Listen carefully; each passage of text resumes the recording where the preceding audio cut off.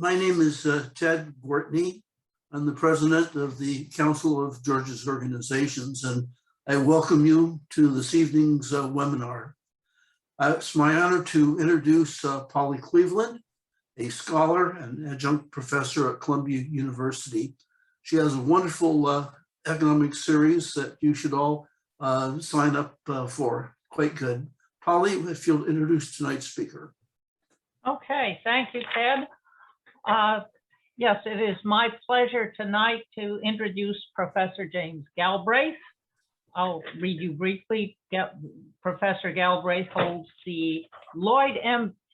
Jensen Chair in Government Business Relations at the Lyndon B. Johnson School of Public Affairs and a professorship in government at the University of Texas at Austin, which is where I assume he is at the moment. He was executive director of the Joint Economic Committee of the United States Congress in the early 1980s. He chaired the board of economists for peace and security from 1996 to 2016, and I was a member of that, a guest organization, and the University of Texas Inequality Project, which has generated a lot of statistics on wage inequality in particular, very impressive. Professor Galbraith has received many honors and awards, which you can read about on his website. He is most proud of being elected to the Accademia Nazionale dei Linci, the National Academy of Lynxes, because lynx are little, the little kitty cats with short tails, and they're supposed to be unusually sharp-eyed. In any case, the Academy of Lynxes, founded in 1603 in Rome, it's one of the most prestigious European scientific institutions.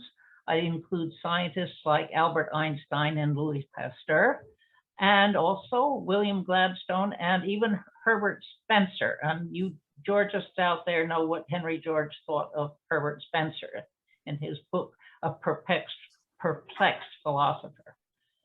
I have known Professor Galbraith for some 30 years, and one of my greatest achievements is to have introduced him to the late, great Mace Gaffney. Professor Galbraith will be speaking on what is economics, a policy discipline for the real world. And let me just say that's a particularly appropriate topic for this audience.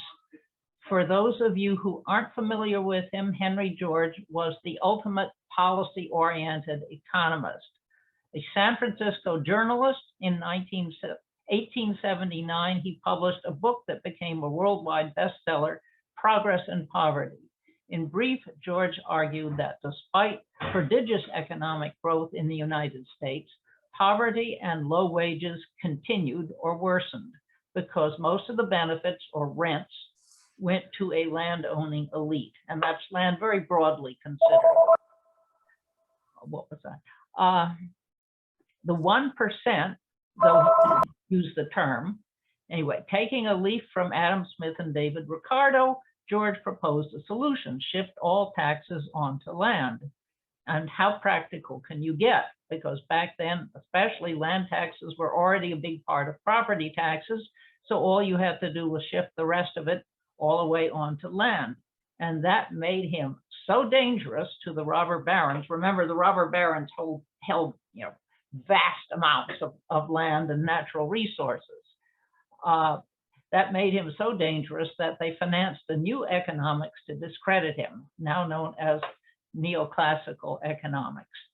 Mace Gaffney wrote the story 30 years ago, and Professor Galbraith took it up again in a recent article called Dismal Economics, which included a review of Mason's piece about the neoclassical economics as a stratagem against Henry George.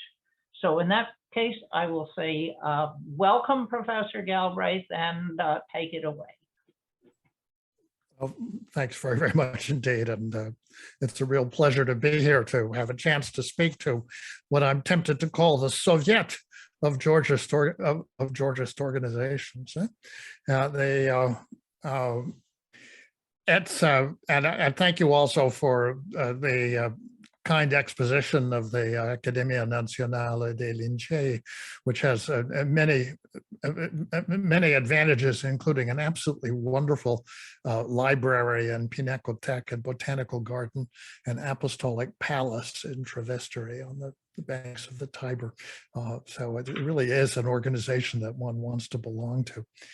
In any event, this talk is based on a paper which was entitled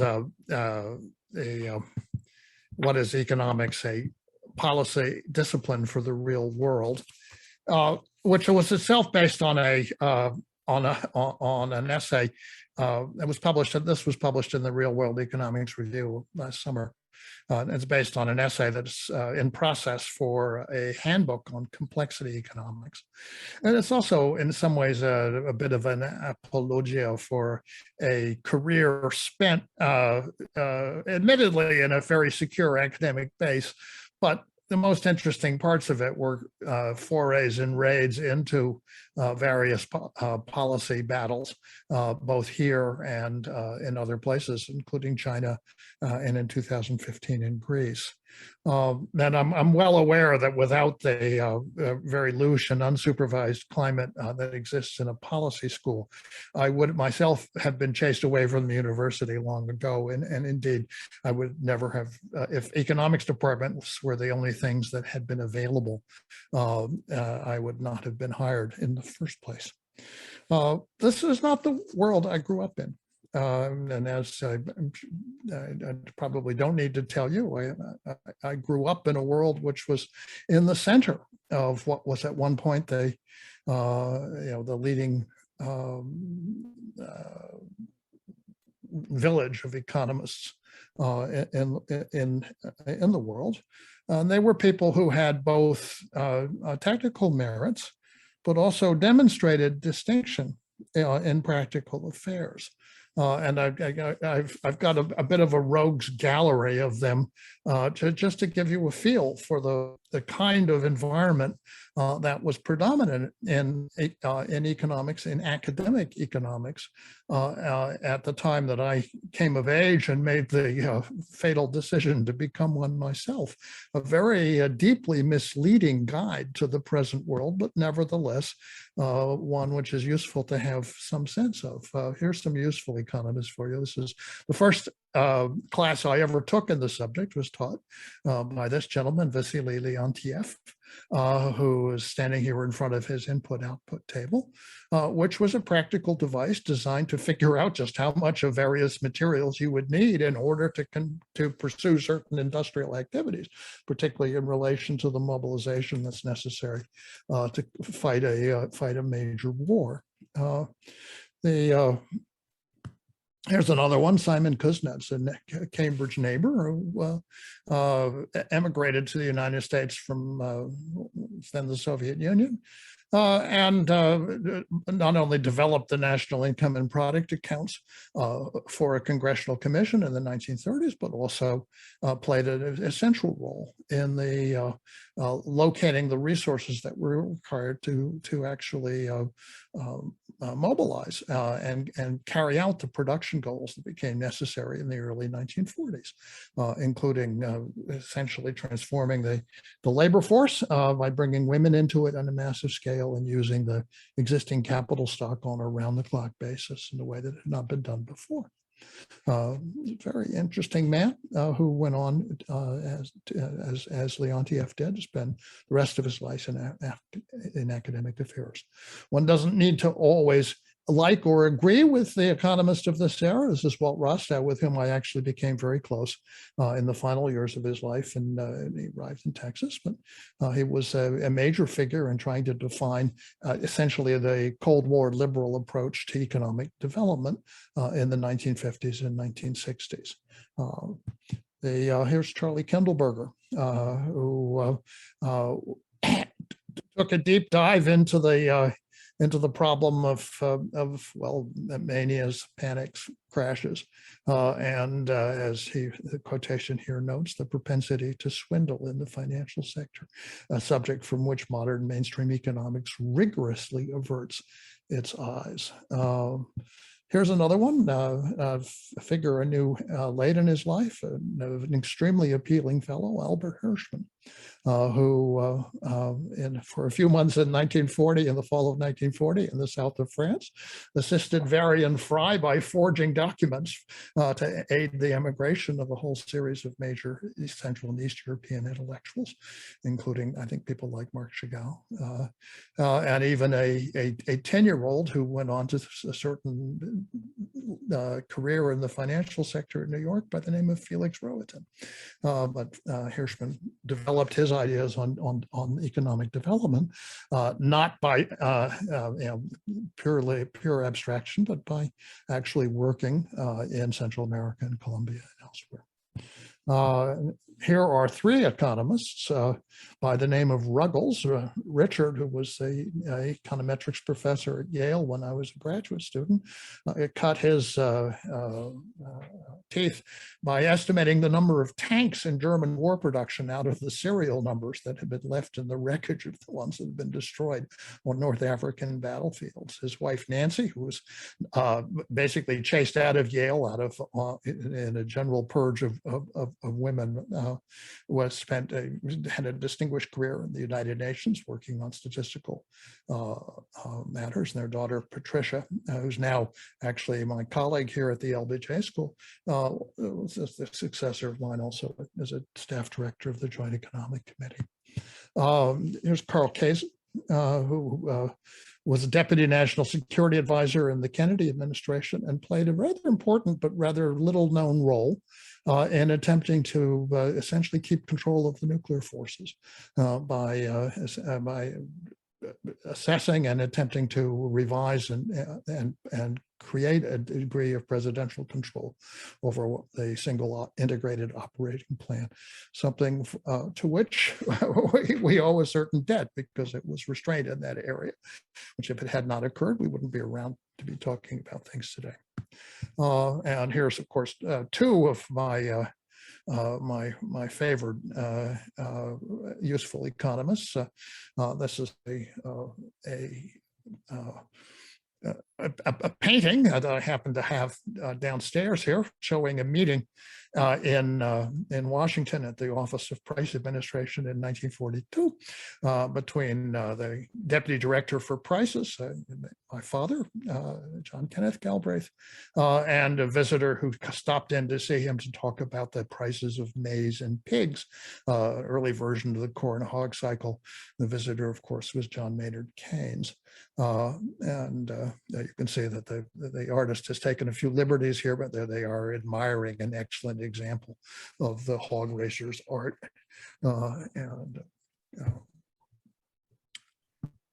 And of course, I would be remiss in this company if I didn't also mention our friend Mace Gaffney, whom Polly has already noted, but who brought an extraordinary range of practical knowledge and economic insight to his discussion of the questions that he took up over time.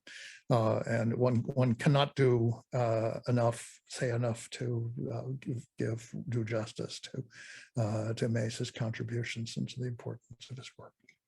So that's, in some sense, I may come back to say a few more things from on the basis of the screen, but I don't want to belabor the PowerPoint too much and avoid getting down to the question of what it is I want to talk about. My own career started, in fact, down very much the same path that I had been essentially brought up in, which was, and this was possibly one of the very last moments when one could get away with forming a career as an economist from a policy standpoint, moving as all of the people I've described, except possibly Mace. I don't know exactly how his career evolved over time, but all the people I've just described started out by learning something and doing something essential and important in the real world, and bringing the expertise that they developed back into the academy afterwards. And by early 1970s, when I was a sort of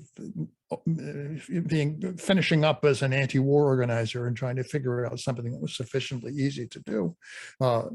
Becoming an economist was one of them. This was the path that I also took when I went off in the summer of 1974 to work on the problem of sugar quotas and on attempting to curtail the monopolistic practices of state-sponsored lending by the Export-Import Bank, disastrously from a political standpoint, because this was targeted at the then newly introduced Boeing 747, and attempting to block the World Bank from making a thoroughly unjustifiable loan to the Pinochet regime in Chile, this kind of thing.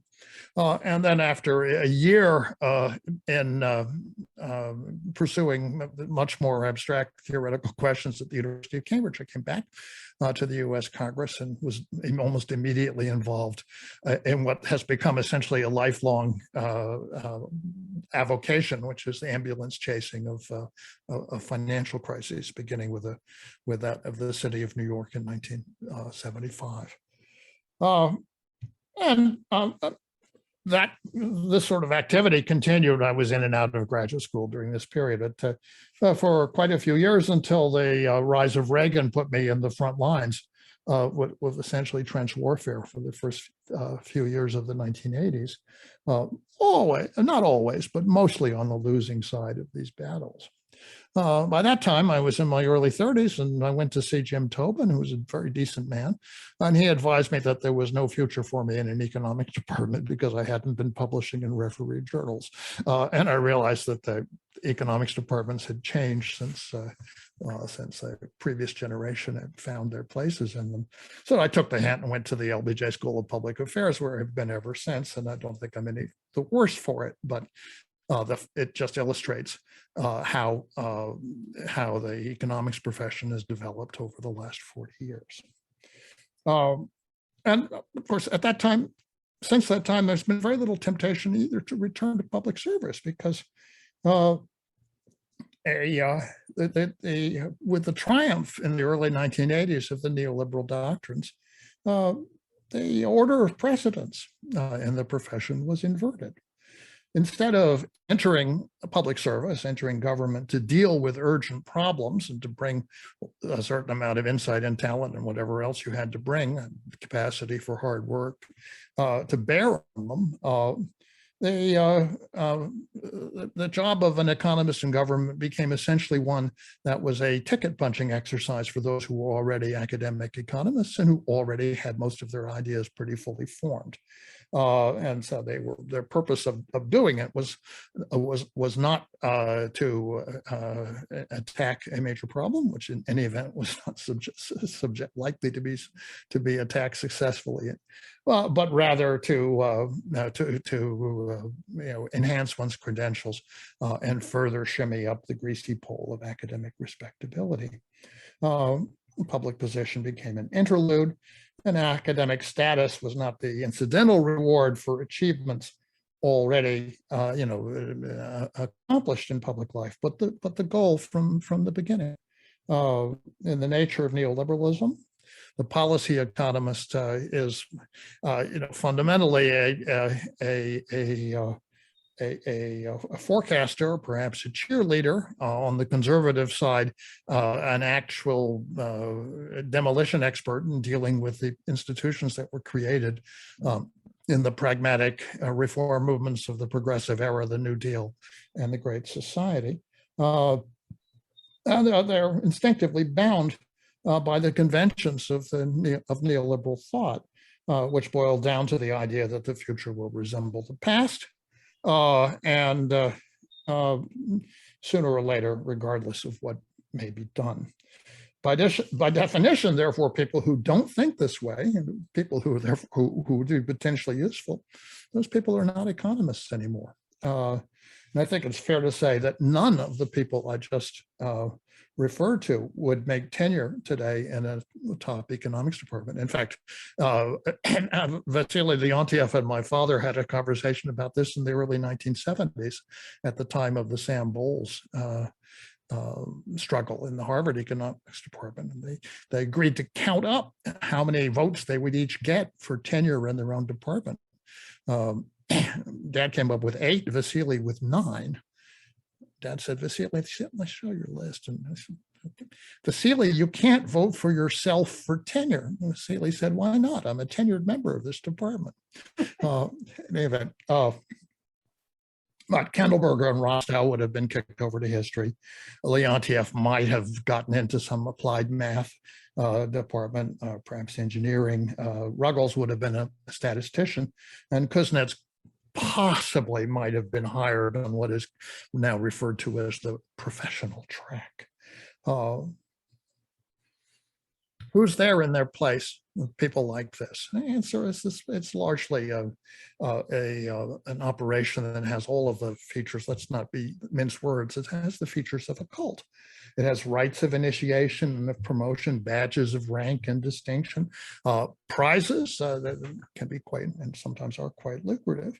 And it has a sad stranglehold on academic resources, thanks to privileged access to commercial banking and the use of surplus economists as university administrators. I'm sure that these departments are protected and privileged in comparison to others.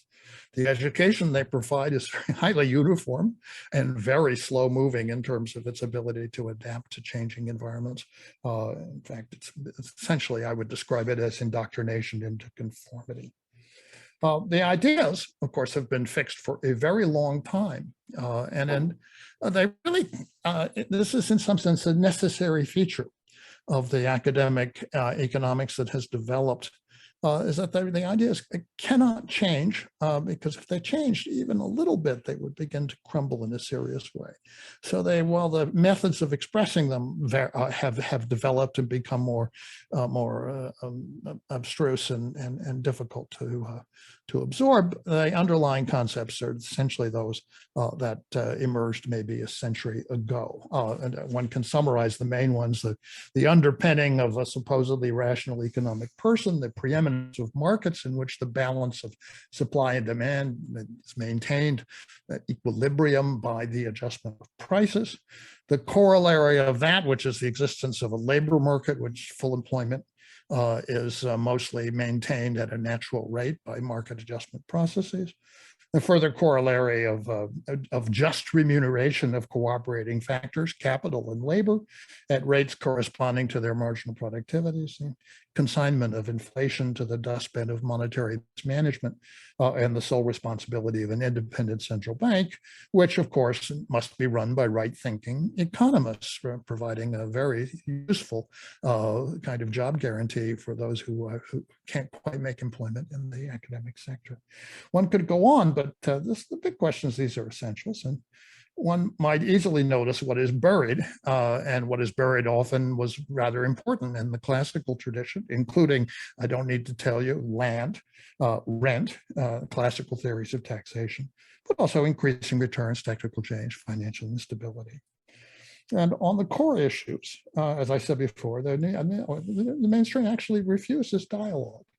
It ignored even Paul Samuelson's rather forthright 1966 admission of logical error in the Cambridge Capital controversies. It reduces Kuznetsov and Leontiev and Keynes to caricatures, ignores the worlds of corporations, and reacts in dismissive shock when the modern monetary theorists undermine doctrines of small government, balanced budgets, and interest rates set mysteriously by savings flows. Georgists will not find any of this surprising. Their experience translated over a broader field by a even more aggressive neoclassical doctrine. In 1997, I managed to publish an article, one of the very rare article in a mainstream journal. It was entitled "Time to Ditch the NIRU," the non-accelerating inflation rate of unemployment, in the Journal of Economic Perspectives. 21 years later, Olivier Blanchard published in the same journal an essay titled "Should We Reject the Natural Rate Hypothesis?" Essentially the same topic, but a more tentative answer. He did not cite my article. even though in that same 1997 issue of the JEP, he had himself published an article on the natural rate. So this is the situation that we're in. Essentially, one can get right into bed with a neoclassical economist, and I say Olivia is a relatively open-minded one, and still not get a response to any prodding that one might try to offer them. So it's essentially dialogue of a very one-sided dialogue. And as I wrote this earlier today, I was seized with the futility of critique and the urgency of making a clean break, an absolute rupture with the dominant strands of economics.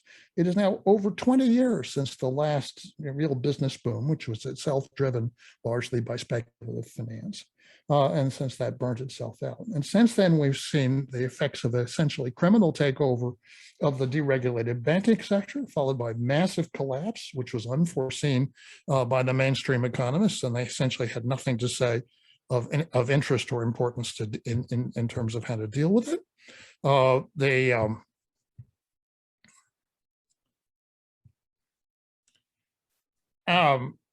We have seen recovery, which was rooted in the growth of essentially of the personal services sectors. And that recovery turned out was very fragile because it could be destroyed and was destroyed by a public health crisis that exposed the polarization of the country in a rather brutal way and the incapacity of a public authority, which had been worn out and worn down by decades of neoliberal austerity practices and essentially the erosion of, in particular, what had been once at one point in this country been a rather robust and successful public health system.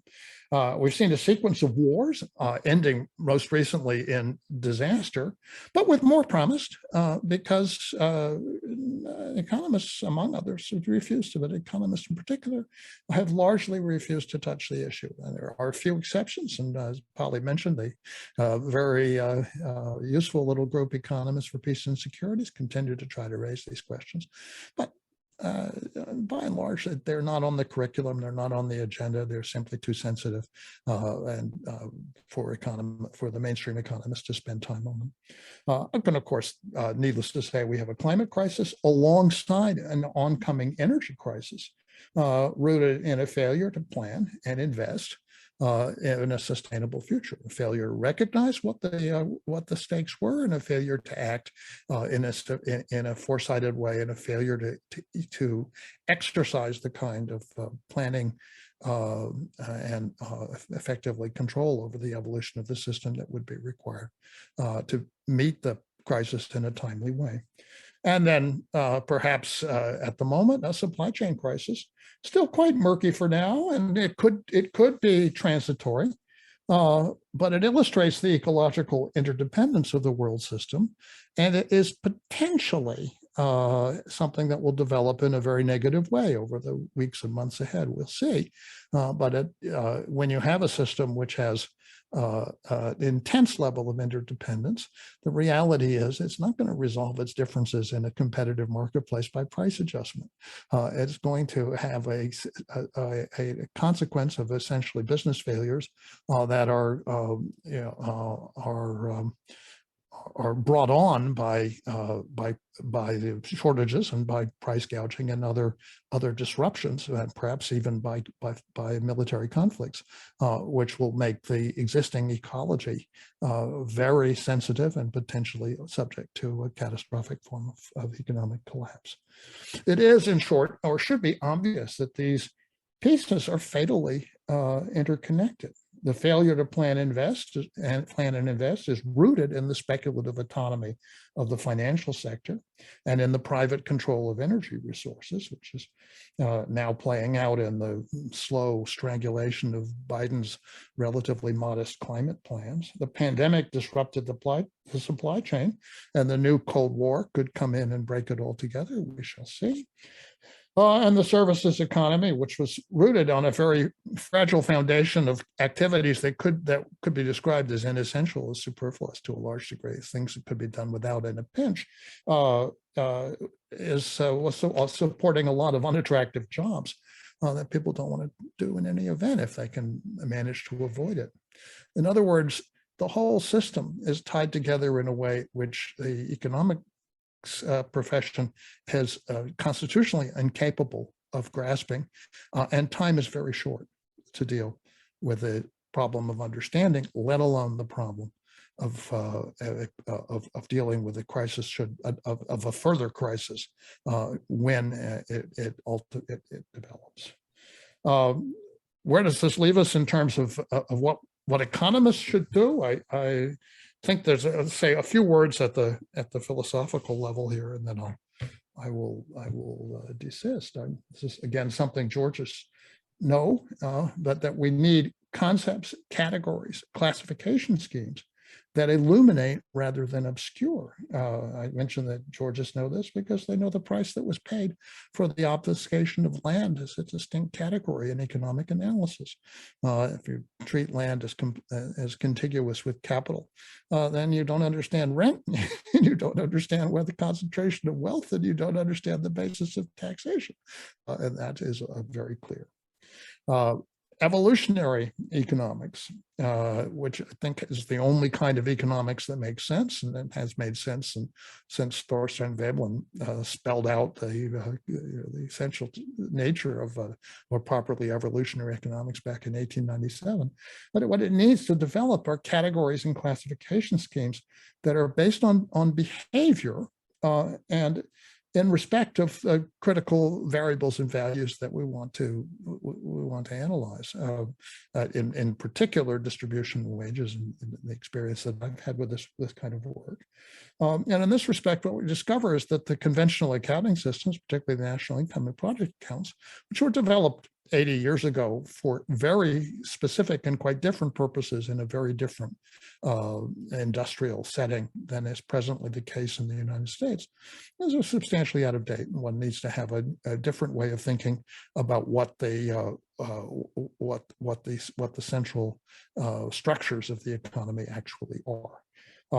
In my own work, I think I've shown the practical use of paying close attention to getting consistent measures of inequality across time and space, and that this has the effect of fundamentally changing the way in which one looks at the major orientation of economic problems.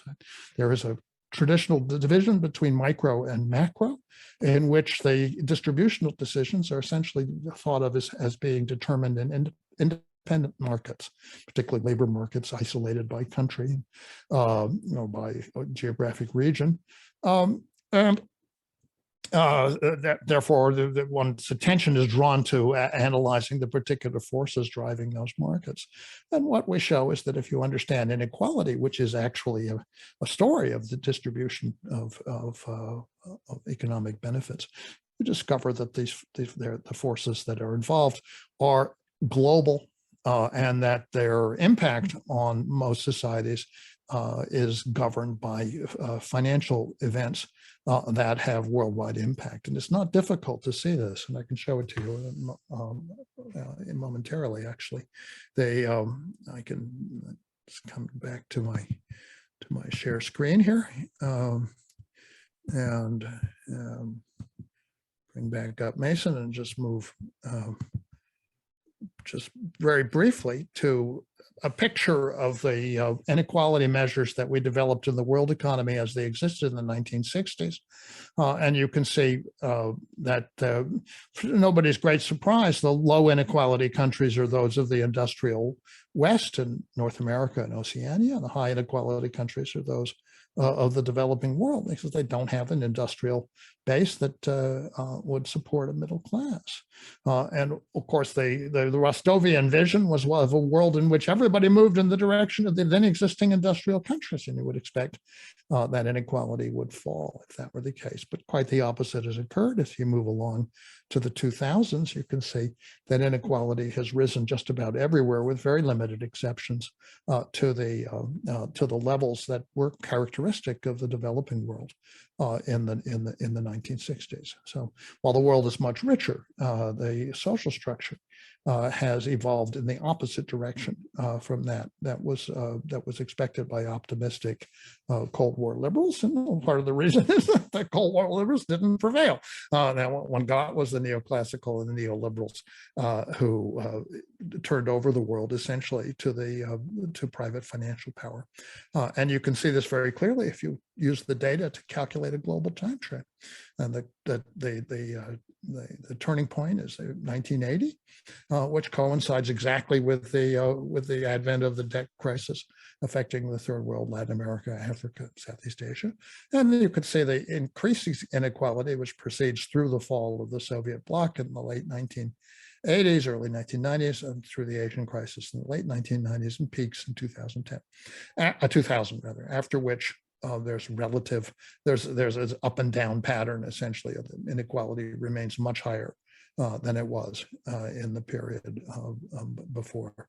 The period essentially the Bretton Woods institutions and the stabilizing development that characterized a lot of the world as an artifact of the Cold War, to be sure, but nevertheless one which promised a much more egalitarian and democratic system to the world's populations. So I will again stop quickly direct you to the work product of the Texas Inequality Project, which is nicely available at a website, which may come up if I click. We'll see. Yeah, well, maybe not. I won't pursue it. But you're welcome to explore it if you like.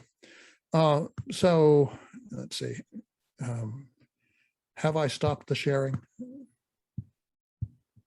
Yes. Okay. So to take this and close on an even more theoretical note, I think that what's required here is an economics which is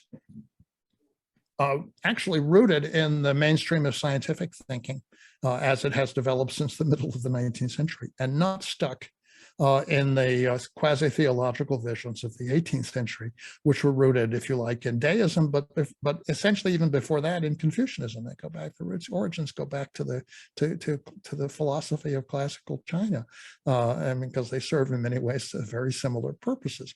But an evolutionary approach which is consistent with the way economic thought was developing from Malthus through Ricardo through Henry George has been essentially sidelined and repressed, and that is the direction that the discipline needs to take.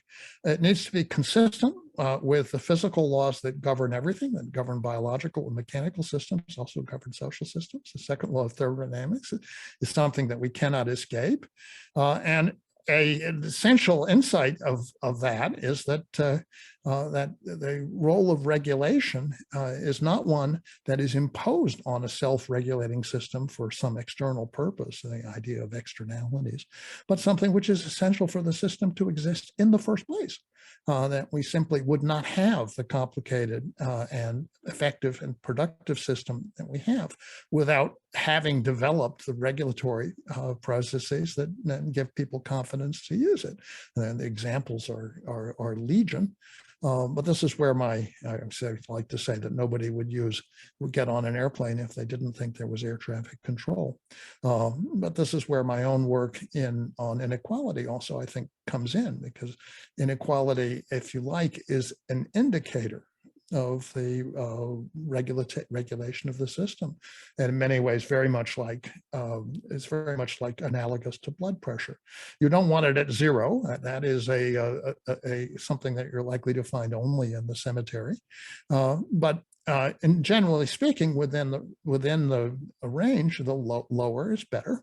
And if you've observed that the inequality is going up, you look like you're basically heading for trouble, which is essentially similar to blood pressure. So you need to have a system to keep it under good regulatory control. And this is, I think, a principle which can animate a great deal of revision and effective reform in economic thinking.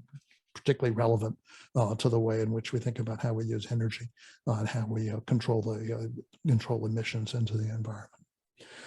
So I'll close here finally with just a few words about people. I mean, what was dramatic about Mason Gaffney was the quality of knowledge that he brought was based upon concrete relationships of core principles to historical experiences.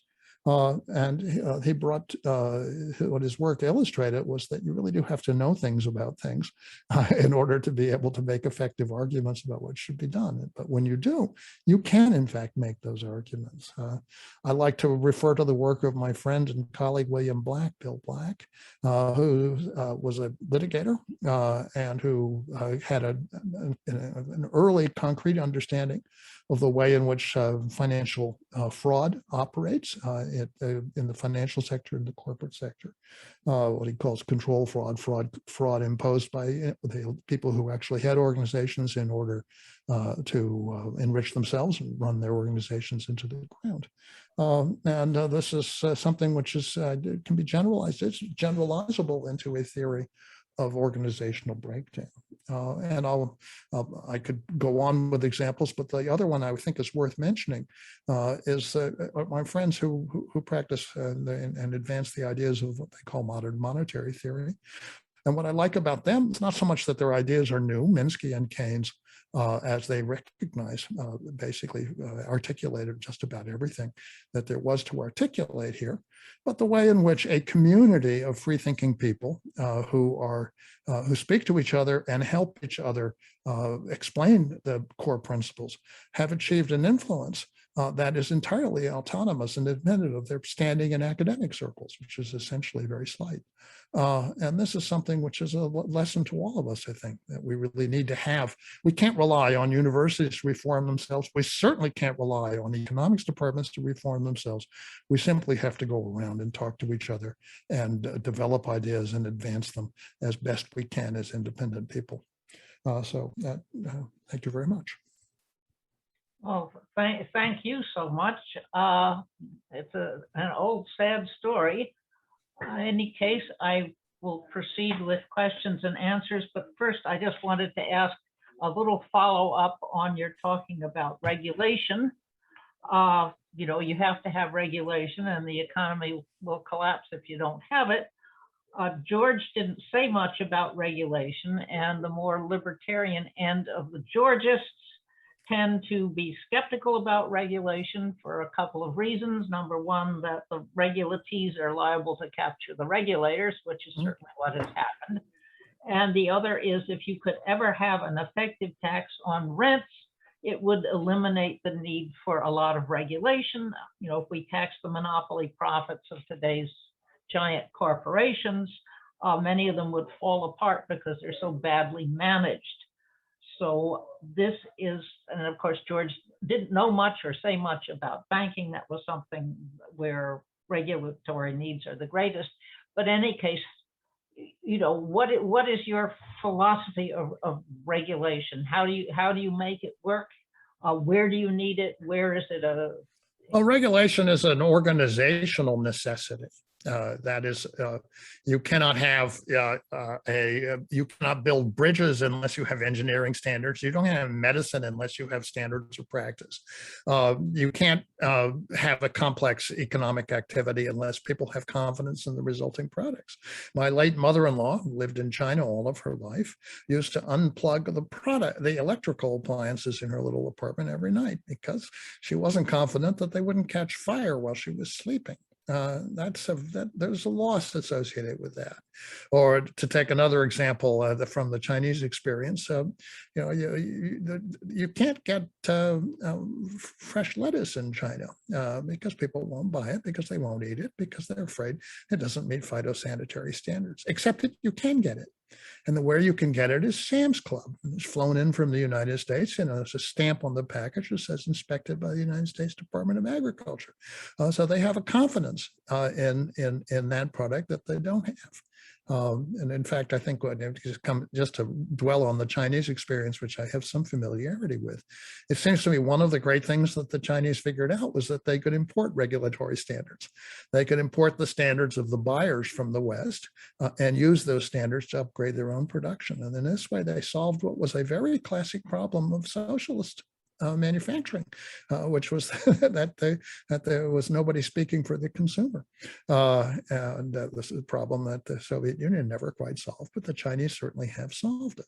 And so here again, it's the fact is we live our lives under a whole network of regulations.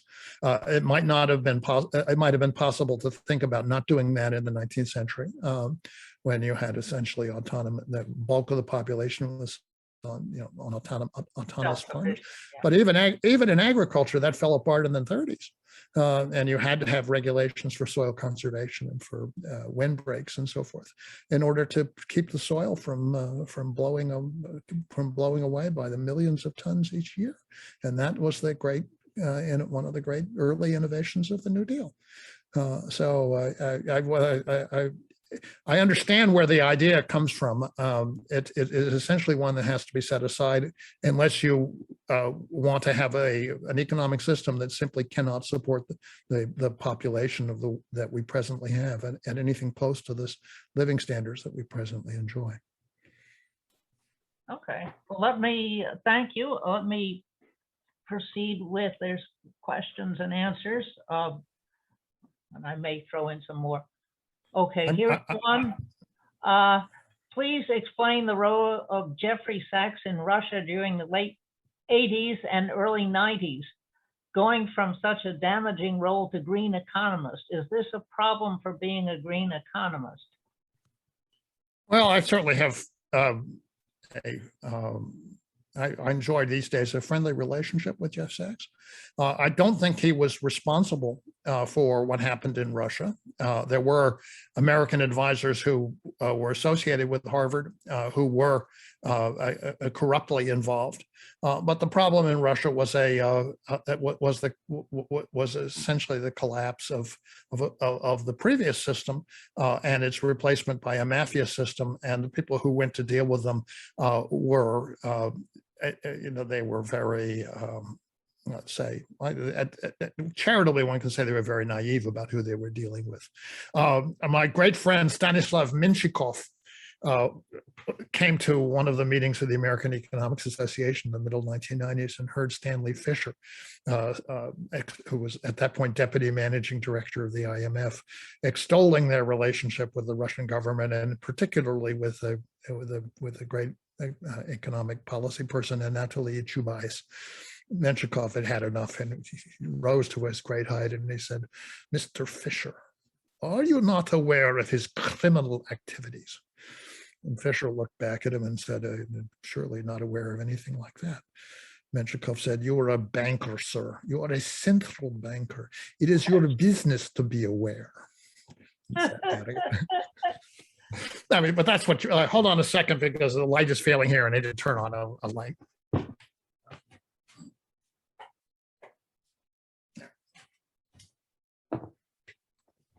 That will carry me through the rest of the Q&A session.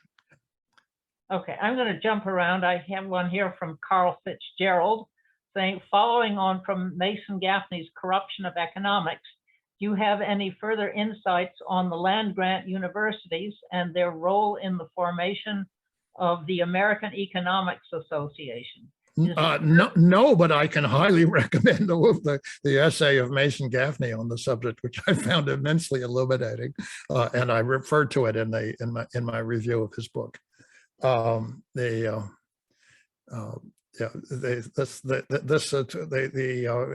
can, it's clear that the basic influence has not gone away. But the fact that the land-grant universities essentially became vehicles for land speculators who then had no interest in allowing the dissemination of ideas about land taxation is shall we say, not a surprise, but is an extremely astute observation on Mason's part. Here's another question, again, follow up on regulation.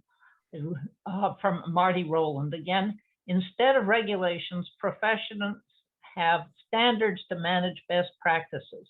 Is that a preferred method of guiding proper economic practice? I think he's asking about the distinction between public regulation and regulation within professions. Well, I think that the idea of standards within a profession is a good thing.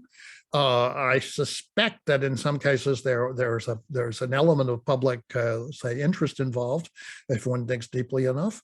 But it's particularly clear that in the case of finance, this is very hard to do. You need to have an independent enforcement because there's no real test of whether the financial institution is behaving properly until it absolutely explodes. I mean, it's not like the bridge that where it starts to crack or what have you. It's not like a healthcare service where you can count how many patients die.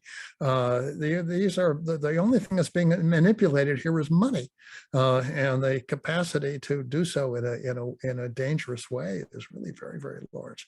So for that, you really need to have cops on the beat. You need to have people who are regulating, and you need to have people who are enforcing. Okay, here's one from David Weinberg. If no action is taken, how will global inequality play out? And I guess he's maybe asking about, there's now at least some effort to push back in the Biden administration and the antitrust and that kind of thing. So what is your prediction, if you have one? Well, making predictions is not is something I do very comfortably. I can tell you contingent that the control of global inequality is a matter of the global financial regime. And the more instability that you have, the more it favors essentially the concentration of financial wealth. And you can see this very clearly in the data. The rise of inequality is very closely associated in developing countries with financial crisis. And it's not surprising why. The financial crisis, which causes a massive devaluation, is one which doesn't affect the incomes of people who have incomes and wealth outside the country. It does affect the incomes of those who have income and wealth inside the country, and the pulling apart of those two groups is a pulling apart of a wealthier group from a less wealthy group. So it's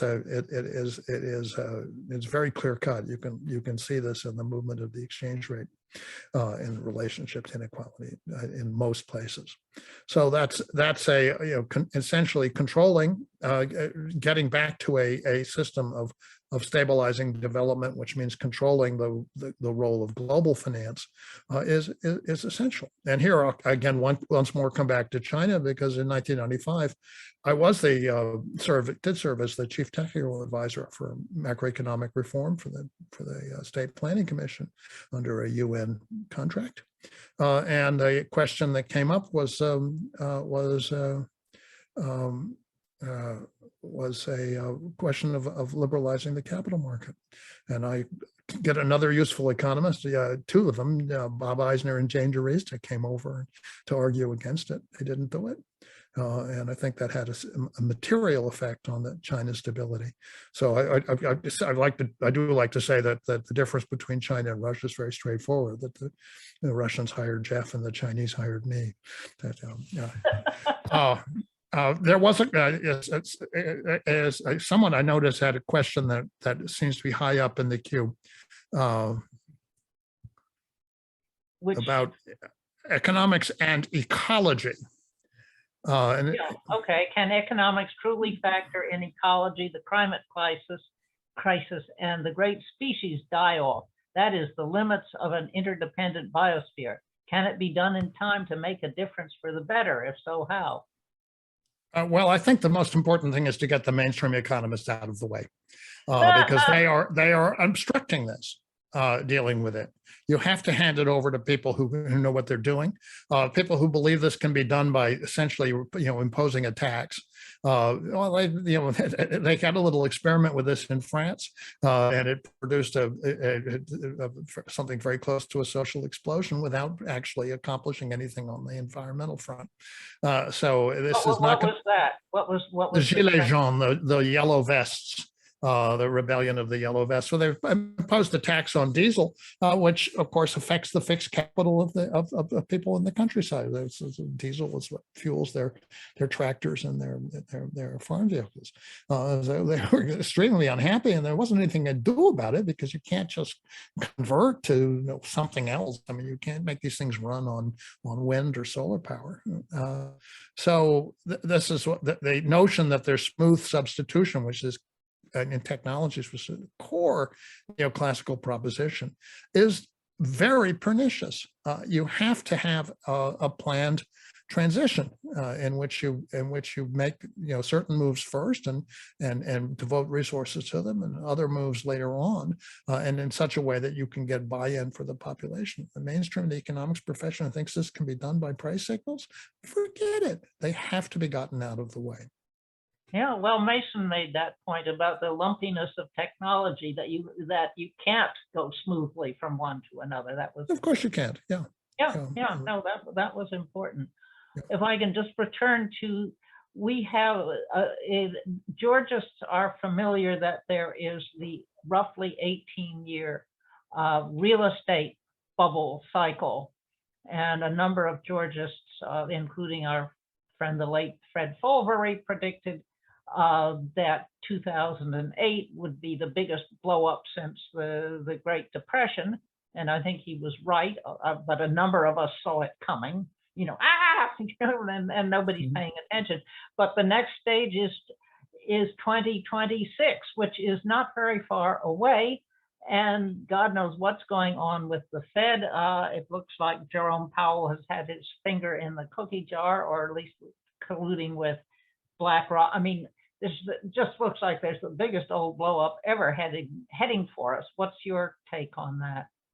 Good question. If I knew the answer, I don't know. I would probably have an investment strategy to respond to it, but I don't. I certainly don't have an answer about timing. It's impressive to me the extent to which the United States was able to, essentially flood the system with money and shorten and ameliorate to some degree, mitigate the degree of collapse that might have could have been much worse than it was. And so this, I don't think this is done in a way which addresses our long-term needs. I don't think the Biden program addresses them effectively either. But it does tell you that automatic stabilizers do stabilize so long as you're in a country which remains a kind of financial anchor for the whole world economy, and that's the linchpin. That's the unfathomable element here. And I'm fond of quoting what might be an apocryphal comment of the Iron Chancellor Otto von Bismarck. And late in his life was said that the Almighty Providence takes special care of drunks, fools in the United States of America. But this is a situation. This could crumble, and when it crumbles, it will not be retrievable. But it could go on for a while. It could go on so long as there's no viable alternative. And for the moment, there still isn't. But of course, nothing is eternal. Yeah. Well, okay, here's one from Fred Harrison. Mason Gaffney argued that all taxes came out of rent. When is someone going to calculate what proportion of current U.S. tax revenue is rent? Can you say that one more time? Is it right? I said Mason Gaffney said all taxes come out of rent. And when is someone going to calculate what proportion of current U.S. tax revenue is rent? Is anyone even looking at this? That's a good question, and it would be nice to have economists who were focused on that question. But in a world in which certainly the academic economists don't have a clear concept of how to distinguish rent from capital income, there's not going to get an answer from them. There's again a methodological question that needs work. Well, Michael Hudson actually came up with something around 40% about 10, 15 years ago. But anyway, but I don't think anyone else has even. Michael does good work. Yes, he does, and he sure has grim predictions these days. Well, I'm trying to. Okay, here is from Ed Dodson. One idea to help the understanding of how our economy operates is for economists and others with mainstream media access to drop the term housing when what is being discussed is actually residential property markets. Would this not help bring to light the fact that land markets are different from housing markets? A little bit more micro question, I guess. Okay. I suppose my answer to that is yes, but I'm not quite sure, and I would have to think about about that question in a little more detail. But certainly, bond markets and housing markets are not the same thing. Oh, here's something from Brendan Hennigan, who is originally from England. To Professor Galbraith, not only unplugging appliances in China, England does the same thing. I was born in England, drives me crazy when I go back home. Takes me 10 minutes to figure out how to make a cup of tea. And then all you've got is English tea, fit to be mixed with milk. What can I say? And I speak from a household where all the tea comes from southern China. Oh, well, that's right. You have a Chinese wife, so that's. I do. I'm trying to see what else. What is the easiest and most obvious things we can do to temper the irrational exuberance in asset speculation? From Ed Miller. Well, again, that's an excellent question. I think it's obvious that a more progressive income tax would be a good thing here, and a heavier tax on capital gains would be a good thing. But broadly, my take on accumulations, those not driven simply by the appreciation of fixed assets, but by the really massive ones that occur as a result of technical change and industrial change and initial public offerings and the kind of thing that creates these instant fortunes and ephemeral billionaires. Is that the one thing that would help enormously here is a much stiffer and loophole or less loophole ridden estate and gift tax, which is a solid American institution that's been around for over a century, and it has the effect of decentralizing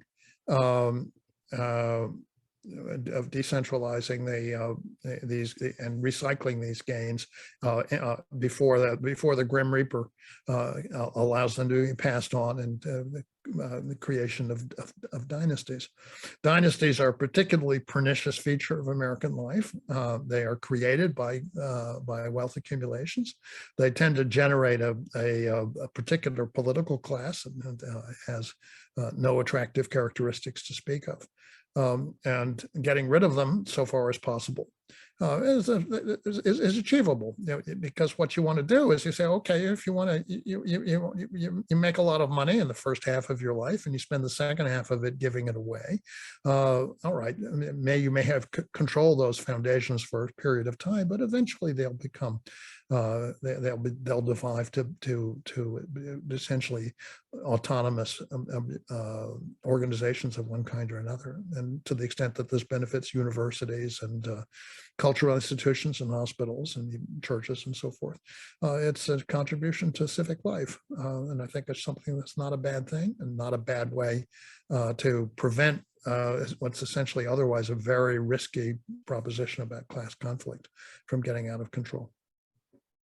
What about, there's a lot of talk about wealth taxes of various sorts. I sort of wondered about an equivalent to a national land tax in terms of taxing, broadcast licenses and other oil leases, other kinds of assets that are essentially licensed or pharmaceuticals at the I'm in favor of this, where one can appraise things in a relatively clear-cut manner.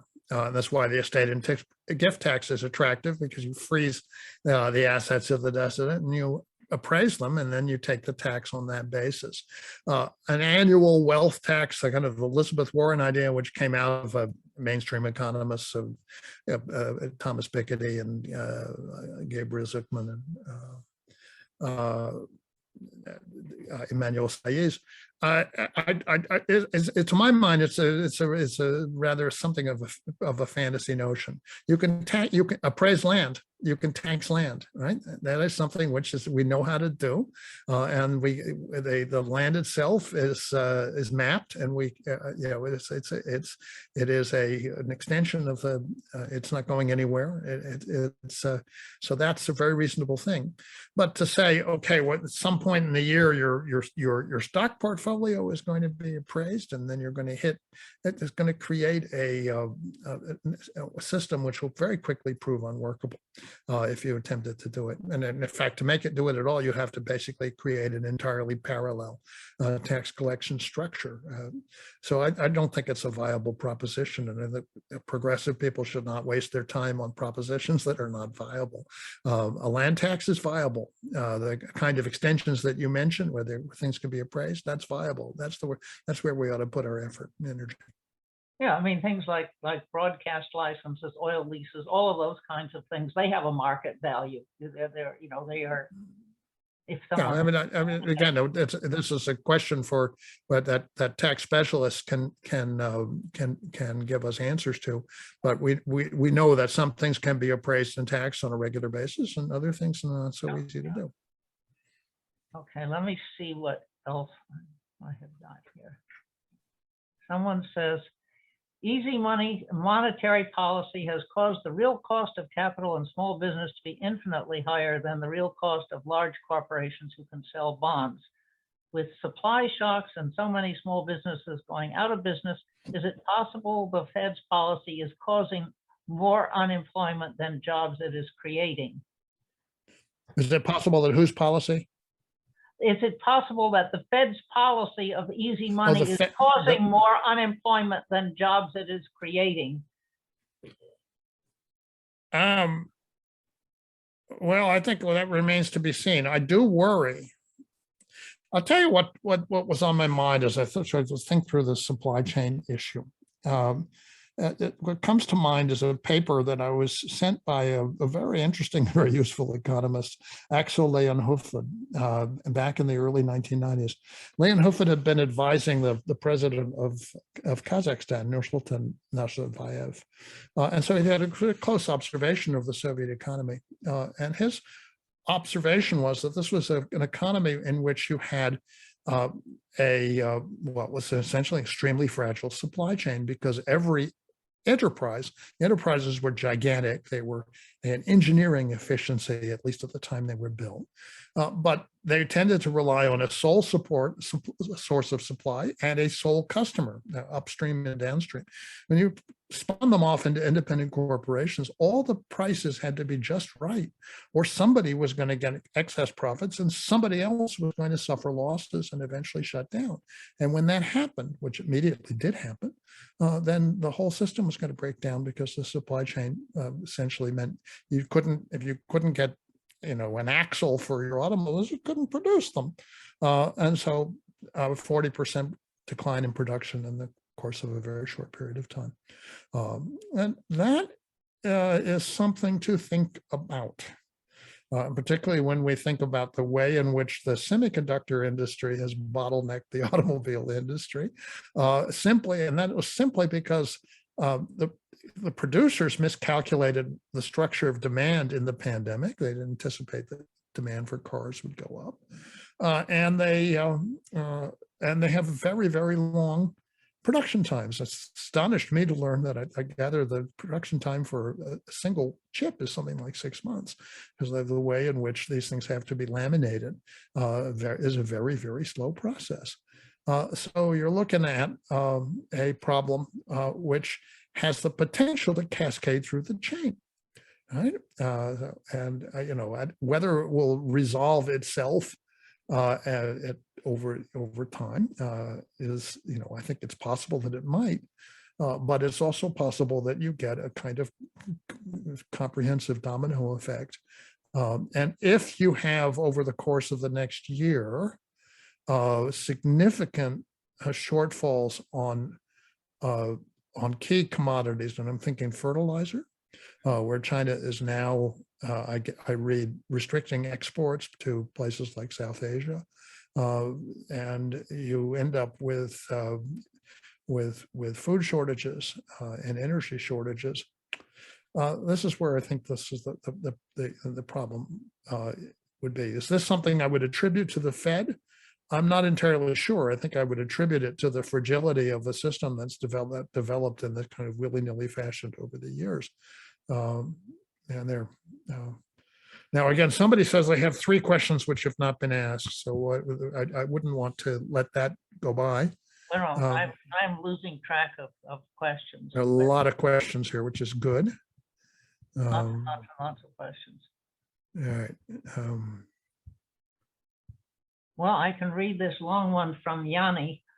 You talk about inequality, but what you fail to, this is more of a statement that inequality grows the heavier government. This is intervening hand. The reason is twofold. One, the elites benefit from complicated government regulation, which small businesses have a hard time with, but the elites are also able to funnel government taxes and government debt into their pockets. Is government fiscal and monetary policy to blame for inequality, and how can one solve this Gordian knot? Well, the work that I've done does point to an extremely important role for financial conditions, which are essentially governed by public policy in the evolution of inequality. Elites benefit from complicated. Again, my view is that of course regulation can come in both functional and dysfunctional forms, but at the end of the day, for the major processes that the economy has to requires the economy to function, that one needs to have a regulating force. And it should not be more complicated than necessary. Here is something from Brendan Hennigan. One of the greatest problems in North America and Europe is the inability of the younger generation to buy a home. What should social activists be concentrating on to start to turn around basic homeland inequalities? You have to say that one time. I missed some words. Okay, one of the greatest problems in North America and Europe is the inability of the younger generation to buy a home. What should social activists be concentrating on to start to turn around basic home or land inequalities?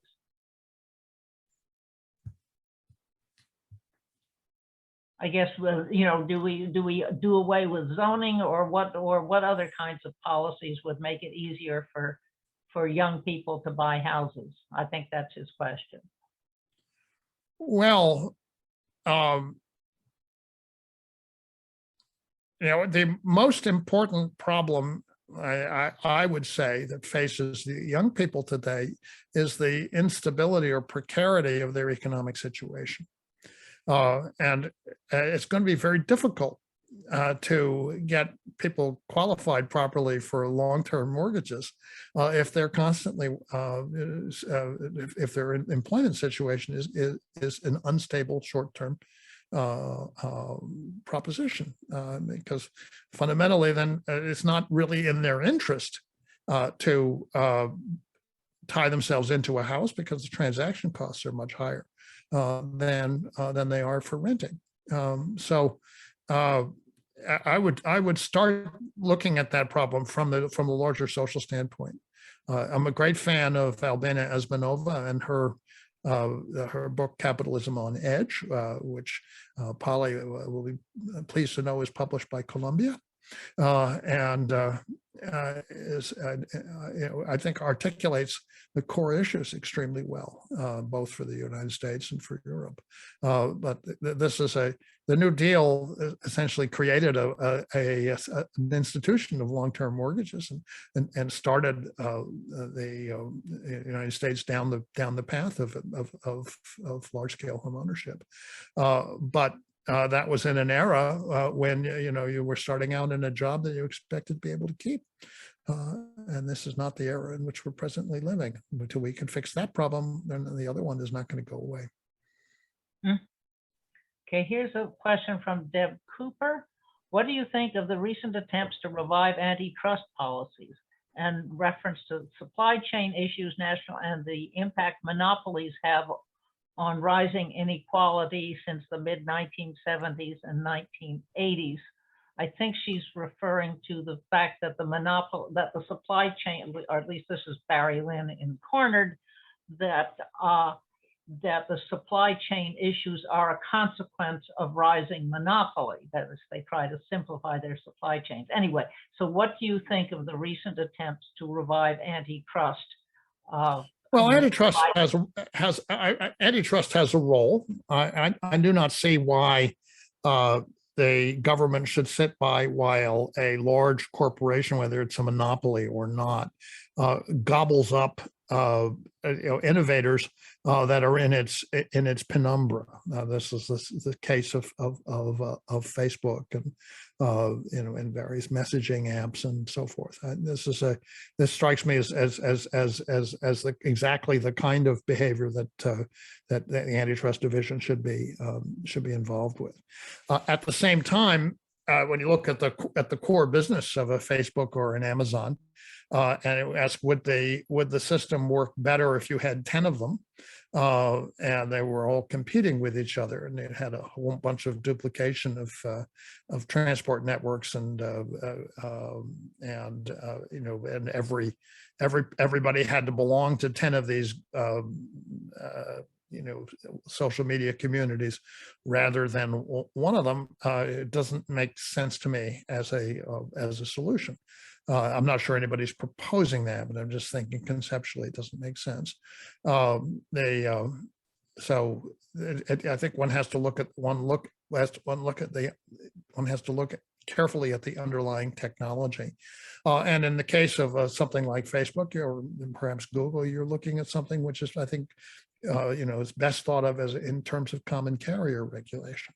That they're the rules of the road, and what we are seeing, of course, is that the fundamental freedom to communicate on these platforms is being curtailed.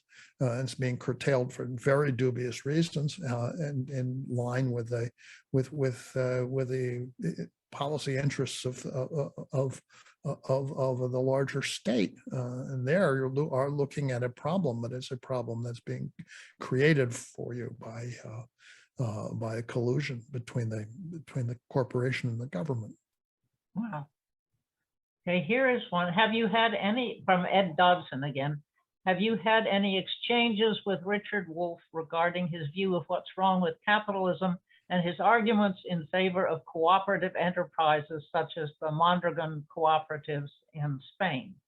No, I'm familiar with the cooperative arguments, enterprises in Spain and Italy, and I absolutely believe that in the wake of the pandemic, we're going to have to see some very serious institutional innovation if we're going to get back to a high employment economy. The cooperatives are an important part of that, and the cooperatives and entities which are run on a nonprofit basis with participation by, let's say, local governments is, I think, another interesting way of pursuing the same objective. I'm very much a fan of Pavlina Cherneva's job guarantee program, which basically says that instead of having a pool of unemployed as your reserve, you keep that pool as yes, it's a very good little book. Keep that pool is is essentially keep people employed at the extent that they want to be employed, because this makes them, first of all, is good for them and provides income, and it also makes them more employable when private employers come around looking for employees. So from a social standpoint and from an individual standpoint, it's a very good idea. Okay, let's see.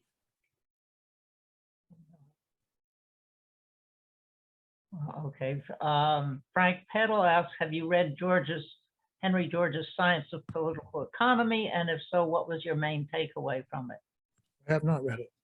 Sorry. It's worth reading because he really tackles the rising neoclassical economists and gives them the what for. It's quite a good read in that.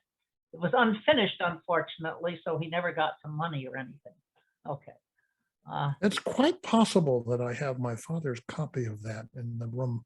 I was looking through the bookshelves just this afternoon. I will check. It's a good read. Anyway, your graph, this is from Brendan Hennigan again. Your graph, global time trend 1980.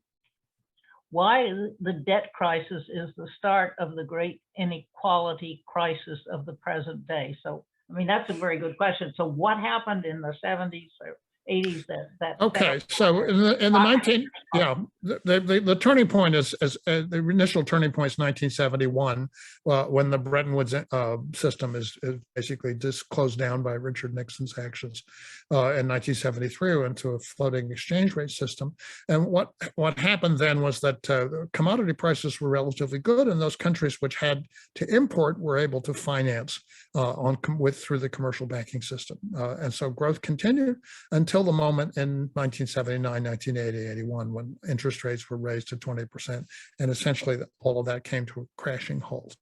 And the consequence of that was that the developing countries which had pursued industrialization strategies for over 40 years, Mexico, Brazil, Chile, Argentina, they all basically collapsed, and you had a massive wave of premature deindustrialization. This is true also across Africa and in Southeast Asia. And that essentially eliminated what was previously existing, basically lower middle class, and returned these countries to a kind of dual economy, which you have a vast low-wage service sector and a relatively small, mostly extractive sectors, and oligopolistic and oligarchic control. And that's the 2 lost decades of development. You see this very clearly in the data. Once you're looking at it and have developed a broad spectrum of reliable data, and where it doesn't happen is also equally informative. In 1979, the Iranian Revolution occurred, took them down a different path, and they were isolated from the global financial system. In India, this was delayed until the 1990s. So-called reforms were introduced in 1992. It doesn't happen in the 80s. And in China, where the dynamic is quite different, but it isn't being driven by global finance. There's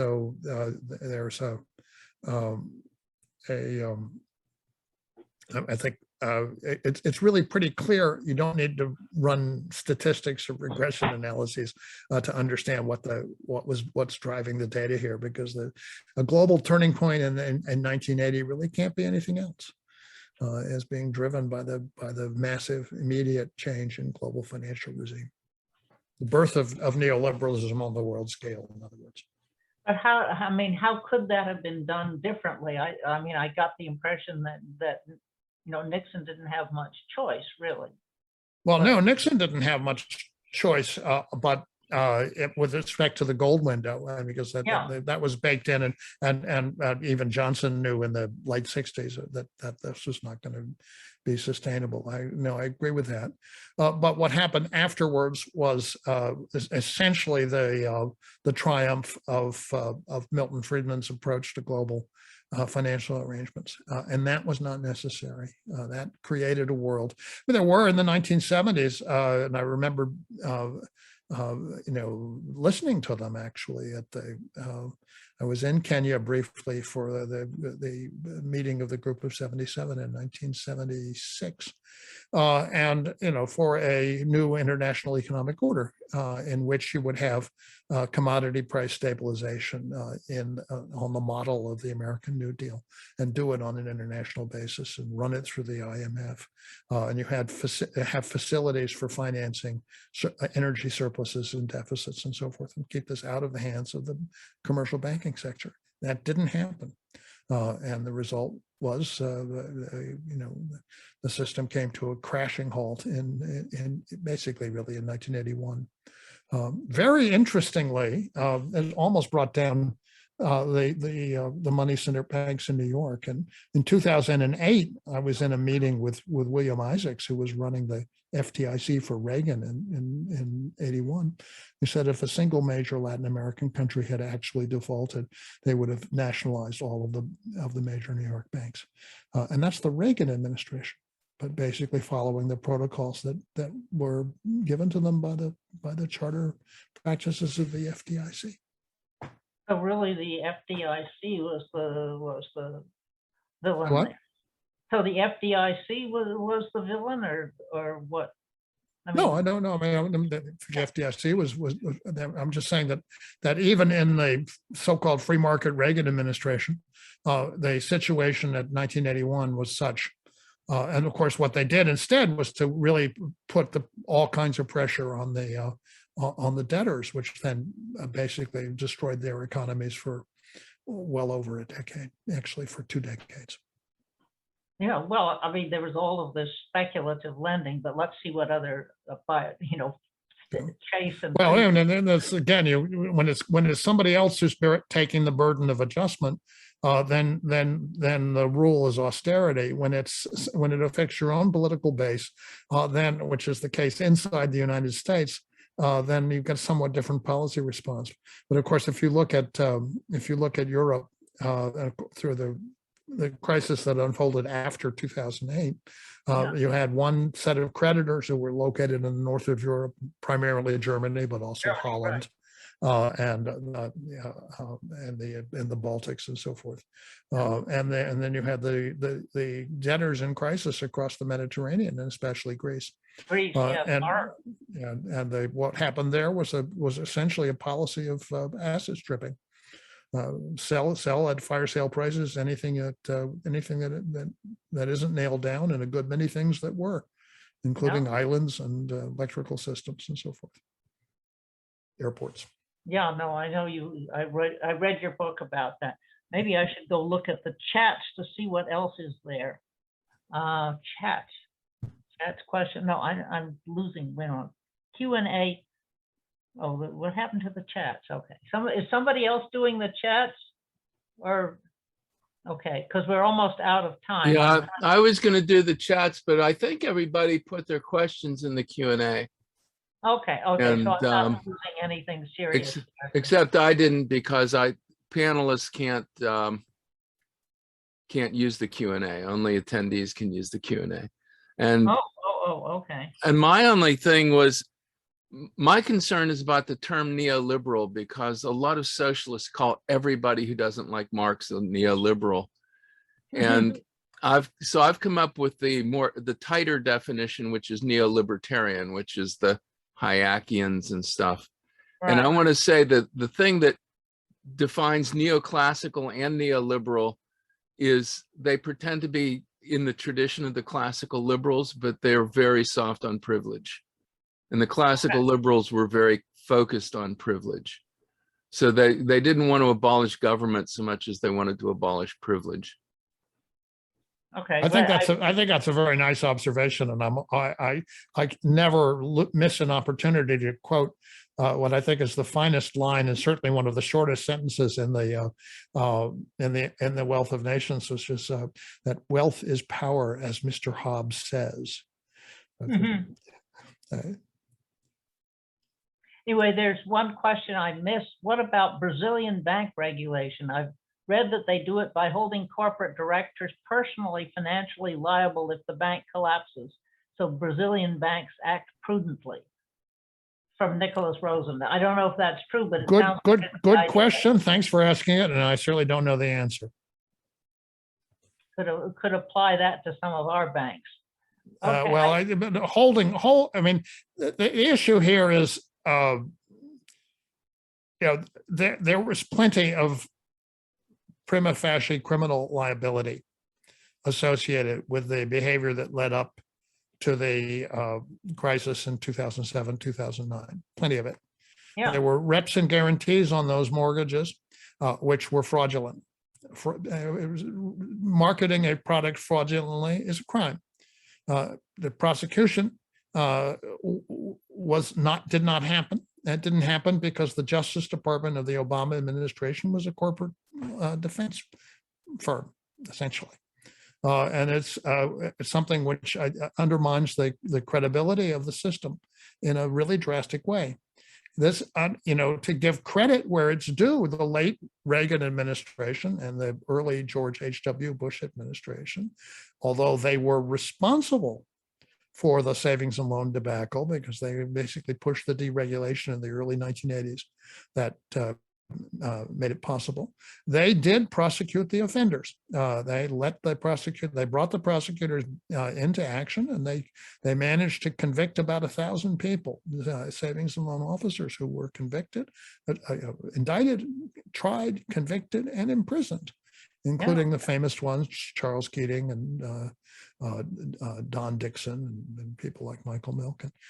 So I mean, Milken was a slightly different case, but these are this was something which did happen then and did not happen in the aftermath of the 2008 debacle. yeah. Well, that was Bill Black's story. The best way to rob a bank is to own one. Right. University of Texas Press, I'm proud to say. Yeah, well, I mean, Texas, you've got stiffer mortgage requirements in Texas than a lot of this country. So maybe that's that played. I mean, that's partly because some of it is constitutional. It was partly because of the experience in Texas in the 1980s. In the 2000s, you had an 80% LTV ratio cap and some other restrictions that meant that the boom in Texas was much less serious than it was in California or in Arizona or in Florida. And so then Texas came out of it relatively better as a result of that. Yeah, I think you have a ban on. You couldn't. The other thing was a ban on second mortgage, cashing out mortgages. Right. Second mortgages. Yeah. Oh wow. Okay. Have I missed an important question somewhere? Anybody? I'm sure you have. There's a whole slew of them. A whole raft of important questions, but I think we're kind of running out of time here. This was supposed to be an hour and a half. Unless there's something really urgent. Anybody? I'm gonna say this, Dr. Galbraith, can we send you what's in chat? And I'll try to get the Q&A. And if you sometime in the next couple of months are able to respond, it would be really great. We've had a really dynamic chat going on here, and it has been tough to follow. I certainly will. To send them along, I'll do what I can. Yeah. Okay. All right. Thank you very much. Okay, I think so. Thank you again. This has been wonderful. And I look forward to seeing this when it is posted on the CGO website for everyone to see, plus answers to all of these chat questions. I can still see them whizzing by on the side. Oh yeah, they will. Next month's session will be the 18th of November. And no, that is not Thanksgiving, ladies and gentlemen. It is the week before Thanksgiving in November and things. So we'll be seeing you. And we thank you very much for everyone who's attended. Okay. Thank you all. It's been a pleasure being with you. All right. Bye-bye.